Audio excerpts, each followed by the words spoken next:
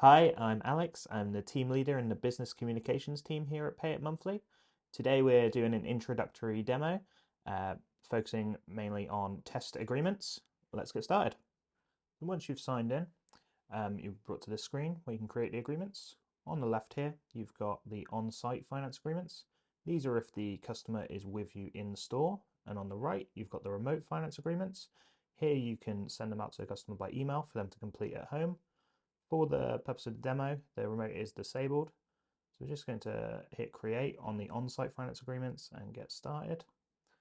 Now we're on the form. In this first box here, these are the benefits to your customers for using the finance agreement with PayItMonthly. Next, in this yellow box, we have just a quick guide on how to fill out the test agreement. Now we're into the actual form itself. For the description of the goods, in this example, say we're a furniture shop, just pop bed frame here. Next one, you've got the reference you can fill in. This is optional, it will be pre-filled, but if you have a reference you'd like to put there for yourself, you can do. Next, for the cost of goods, in this example, say we'll pop £300 here.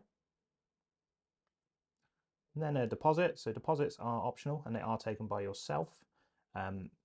You can view a bit of information here if you click on the I symbol. You see some information about the deposits itself or any information throughout the form.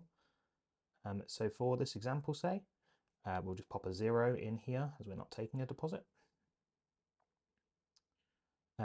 Next, you've got the payment frequency. So we can set them up for monthly or every 4 weeks. However, if your customer does want something a bit more specialist, like weekly or fortnightly, they can call us to set this up. Then the number of payments, we can set the payments up anywhere between 2 and 12. If in this example, we just go for 12 monthly installments.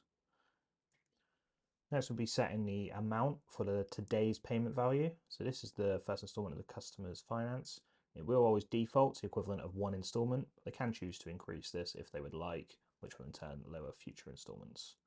Then they'll be choosing the date for their direct debit to start. We need at least 2 weeks to set up a direct debit, and then they'll choose anywhere from that point up to 30 days in the future for a date that suits them. Next, in the box at the bottom, you'll just have a little breakdown of everything we've popped in so far, the confirmation it's 0% interest, the amount of finance required, as well as the cost of that finance. If you have taken any deposit, this will also show here. So once you're happy with all of that, you just hit next page to carry on. Next, you'll be taken through to this screen where you'll be asked if the customer already has a PayItMonthly account. If they do, then click yes and pop their email address and password in here. This will then pre-fill a lot of their information as we go through the form. If they have an account but don't remember the password, then just click forgotten password, then there'll be a link here for them to reset this.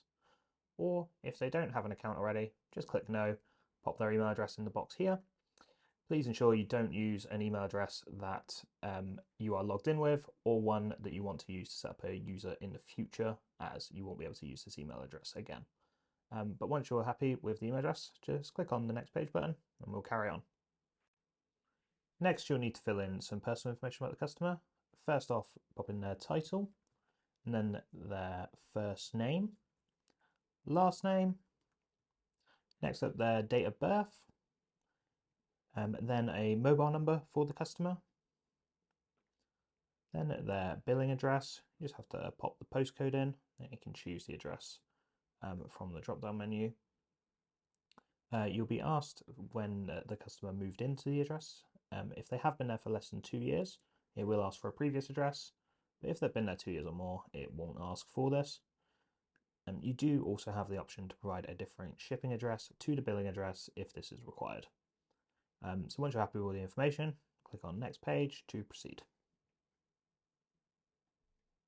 Next, you'll be taken to the direct debit screen.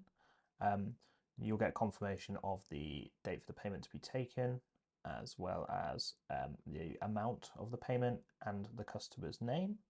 Then you'll just need to pop in their sort code and account number. For the purpose of the demo, we've got some test details here in the yellow box at the top you can use. No real payment will be taken or set up. After you put those details in, there's just a few check boxes for you to confirm in order to be able to proceed. And once you've ticked all these, you just need to click the next page button at the bottom of the screen to carry on with the application. Next, you'll be taken to this page where you can just see an overview of everything we've popped in so far, along with the terms and conditions. So just allow the customer to read through this, make sure they're happy with everything. And once they're done, down at the bottom, there'll be a box for them to tick to confirm they have read and understand the agreement. Then they'll just need to do a digital signature in the box. And once they're done, just click the next page button to proceed. Next, you'll proceed to this page where the progress bar will fill up. Once done, if you're with a real customer, this is where you'll be told if they have been successful or not. So at this time, your test finance application has been submitted and you're free to complete any company verification that may be outstanding. Or if you've already done so, it will just be a case of waiting to hear from us once the account has been made live. Next, if you want to look at your agreements, you just need to click the Agreements tab on the left and then select Signed.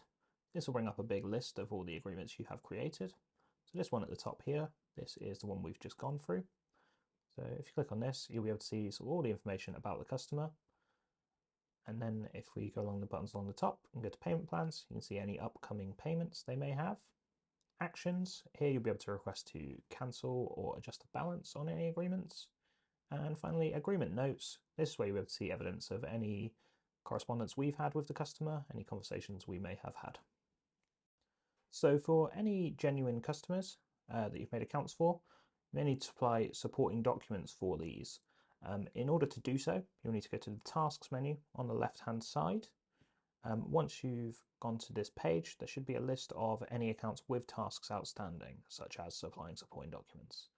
There'll be a link on the far right, as you can see here, to supply the documents. If you click on this, there'll be an area for you to upload any files you may need to submit, along with a few tick boxes.